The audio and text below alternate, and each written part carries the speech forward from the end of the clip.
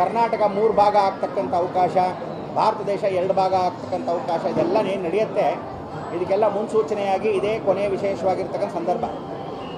ಹಾಸನಾಂಬೆಯ ಕೃಪಾಶೀರ್ವಾದ ಈ ಸಲ ಏನು ಅಂದರೆ ಆಮೆ ಜರುಗ್ತಾ ಹೋಗ್ತಾ ಇರತಕ್ಕಂಥದ್ದು. ಅಂದರೆ ಸೊಸೆ ಅತ್ತೆ ಕತೆ ಸಾಕಷ್ಟು ಜನಕ್ಕೆ ಗೊತ್ತಿರತಕ್ಕಂಥದ್ದು ಹಾಸನ ಭಾಗದ ಈ ವಿಚಾರ. ಸಪ್ತಮಾತೃಕೆಯರು ಬ್ರಾಹ್ಮಿ, ಮಾಹೇಶ್ವರಿ, ಕೌಮಾರಿ, ವೈಷ್ಣವಿ, ವಾರಾಹಿ, ಇಂದ್ರಾಣಿ, ಚಾಮುಂಡ ಇಂಥ ಒಂದು ಅವಕಾಶವನ್ನು ಪ್ರತಿ ಬುಧವಾರ ಮತ್ತು ಶುಕ್ರವಾರ ಕೆಂಚಮ್ಮನ ಹೊಸಕೋಟೆಯಲ್ಲಿ ಬ್ರಾಹ್ಮಿ ದುರ್ಗಾ ಪರಮೇಶ್ವರಿ ಆಗಿರ್ತಕ್ಕಂಥ ಬ್ರಾಹ್ಮಿ ಅಲ್ಲಿ ಕೂತಿದ್ದಾಳೆ.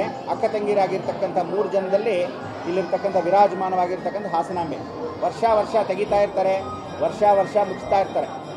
ಆದರೆ ಈ ವರ್ಷ ಮಾತ್ರ ಸೂಚನೆಯನ್ನು ಕೊಟ್ಟುಬಿಟ್ಟಿದ್ದಾಳೆ.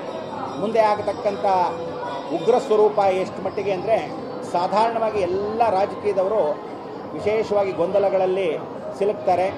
ಭಾಳಷ್ಟು ಜನ ಒಬ್ರಿಗೊಬ್ರು ಕಿತ್ತಾಡ್ತಾರೆ, ಸ್ಥಾನ ಪಲ್ಲಟಗಳನ್ನು ಮಾಡ್ಕೊತಾರೆ.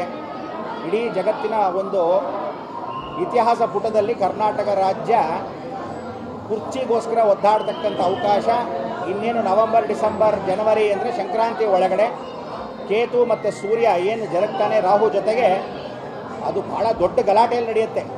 ನಂಬರ್ 1. ನಂಬರ್ 2 ಏನು ಅಂದರೆ ಆ ಕಿತ್ತಾಟ ಹೆಂಗಿರುತ್ತೆ ಅಂದರೆ ಸ್ಥಾನ ಪಲ್ಟ ಕೂಡ ಆಗ್ಬಿಡ್ಬೋದೇನೋ, ಪಕ್ಷಪಾತ ಭೇದ ಭಾವಗಳು ಆಗ್ಬೋದೇನೋ ಅನ್ನೋ ಥರ ಇರುತ್ತೆ.